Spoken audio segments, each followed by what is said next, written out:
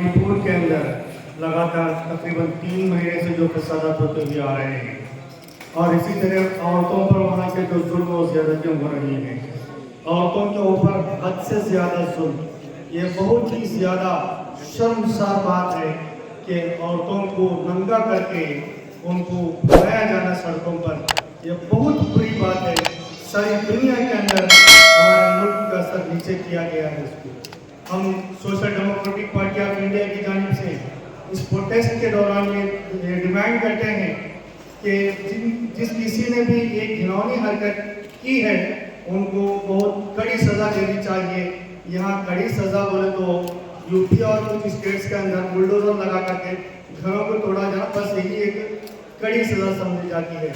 ये नहीं है, ऐसी सज़ा होनी चाहिए कि उस सज़ा को देख करके दूसरे लोग उस काम को करने के लिए वो इबरत हासिल कर सकें। लिहाजा हम social democratic party of India की जानिब से इसकी कड़ी निंदा करते हैं और हुकूमत से डिमांड करते हैं कि जिस किसी ने भी जहाँ कहीं भी मणिपुर के अंदर भी और दूसरी जगहों पर भी ख़वातीन के साथ में इस तरीके की जो ज़्यादतियाँ हो रही हैं, इन तमाम ज़्यादतियों को रोकने के लिए एक मजबूत कदम उठा करके इसकी रोकथाम की जाए।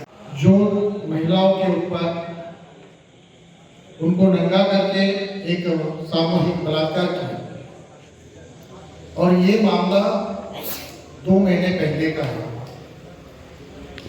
और 2 महीने के बाद में ये वीडियो के माध्यम से वायरल हुआ। उस समय देश के प्रधानमंत्री नरेंद्र मोदी जी विदेश दौरे पर थे। देश का गृह मंत्री अमित शाह, देश का संरक्षण मंत्री राजनाथ सिंह, देश के रॉ के सभी प्रमुख सीबीआई, सीआईडी सभी इस देश में मौजूद थे। पुलिस प्रशासन और मनोपर की डबल इंजन की सरकार जो भारतीय जनता पार्टी उसमें प्रमुख हिस्सेदार है।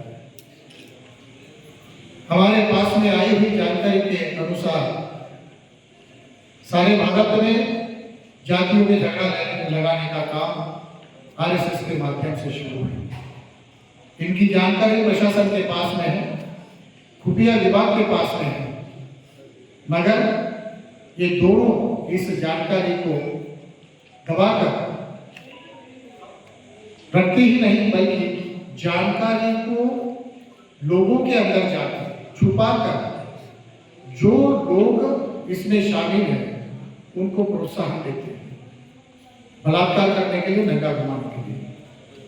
और यहाँ की महिला आयोग जो है, राष्ट्रीय महिला आयोग, उसकी जो चेयरपर्सन है, अध्यक्ष है, उसको भी सब पता है, ऐसा जानकारी हमारे पास में है। इसका मतलब ये है कि देश की भारतीय जनता पार्टी का गृह मंत्री और प्रधानमंत्री एवं इससे रिलेटेड सारी प्रशासनिक व्यवस्था मणिपुर की इस दर्दनाक घिनौनी साजिश के पीछे उनका भी हाथ है। मीडिया ने आज तक इसके ऊपर एक लाइन नहीं बोली है। इसका मतलब सभी जो इस देश को खंडित करना चाहते हैं, विखंडित करना चाहते हैं, वो सारे लोगों का social democratic party of India की ओर से हम लोग निषेध व्यक्त करते हैं।